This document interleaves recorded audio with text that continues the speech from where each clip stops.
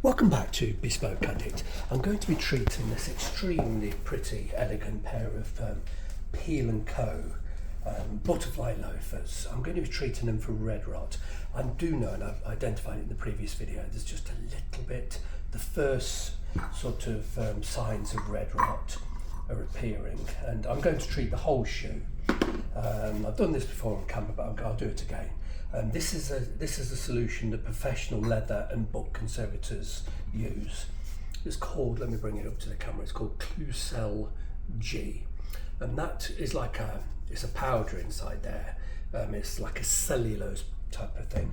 And you have to put maybe a teaspoon or a tablespoon, let me think now. No, but that was 250 millilitres. You'd use about a tablespoon in 250 millilitres of isopropyl alcohol, and it takes several days to actually dissolve the cellulose. It looks like grit in the alcohol. You have to keep stirring it and shaking it, and eventually it becomes totally saturated and it absorbs. I'm just going to paint this on. It looks mad, but what will happen, the skin's quite dry, so this solution will be absorbed deeply into the skin. I'm applying it pretty heavy, pretty wet, and then the alcohol will evaporate and it will leave behind like a cellulose solution that will dry and harden and bind the flaking leather. And it kills the fungus itself as well. Red rot is a kind of a fungus that's caused from exposure to damp, and it does spread. It doesn't go away once it's in there. It just continues and continues, and it takes decades. Quite honestly, it's not a fast acting situation. This could have been affected for 10, 15, 20 years or more. And eventually, the whole shoe becomes horrible, whether it be a bag or a shoe or a boot. And eventually, it just becomes so serious that it goes beyond this stage. So, I'm just treating everywhere. I'm going to treat all the insides as well, because the lining it could be contaminated. It's touching the skin that I do know to be contaminated. And once this is dried, I'll be able to smooth off any rough areas. I couldn't smooth that whilst it was dry, because I know those areas were affected by red rot. And as I explained in the previous video, where I was using engineer's paper to smooth the skin, it would just keep cutting. It doesn't, if the skin's dry, massively dehydrated, or if it has red rot, it just keeps on cutting and cutting and cutting. It doesn't sort of expose fresh new skin underneath and stop cutting, which is what happens when you're just cutting away dry or rough bits. It is very similar to when you're using a pumice stone on your feet. The pumice stone only really cuts the dry, rough, dead skin.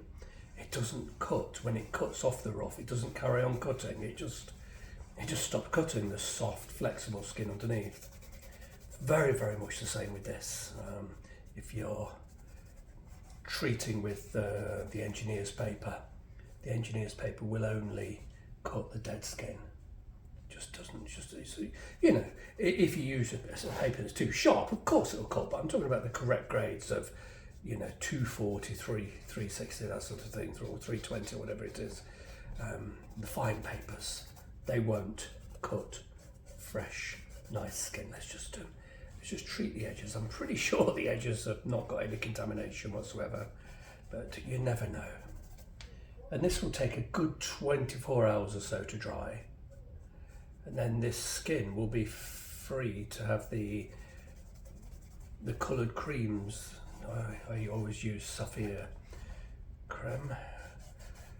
I've got 3 different colours I'm going to be using, different shades, to try and replicate the best I can the original antique genuine aged patina that these shoes came with, which I completely intended just to keep as it was. Just couldn't moisturise and polish over what was there, but unfortunately due to the red rot I've had to stripped them back quite a lot more than I originally intended. I'm just giving a second coat to the area that I know has been definitely affected. There we go. And I've just given a very, very sort of almost a cursory wipe over in the areas I don't suspect have got any infection whatsoever. I say infection. That are affected, let's say, not infected. Infected is the wrong word, but they're definitely affected. Anyway, that's it. Just that's all there is to it with this Klucel G. It looks really crude and weird to do. Very fast to apply. You don't need to be particularly careful, because the beauty of this product, when it's dried, it leaves no evidence that it's been there, other than the skin's completely stable. It binds the skin beautifully. Let's just do this area one more time that I know was flaky. Really let it absorb deep into the fibres, and that was the area that was flaky. So that's had 3 heavy coats. The rest of it's just had 1. So the only evidence that this Klucel G has been there will be that the skin would be no longer flaky, and it would no longer, when you rub it with a bit of clean tissue, sort of leaving red behind on the tissue. It's just completely invisible. It's wonderful stuff. But you can't buy it as a liquid like this. You have to mix it up yourself.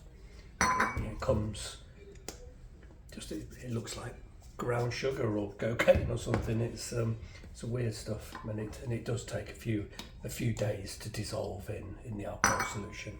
But if you've got a few leather goods, well worth purchasing some. You don't normally buy as much as that. You normally buy a little packet. Probably got 5 grams in it or something, which is perfectly fine just to do one treatment of one item like I'm doing here.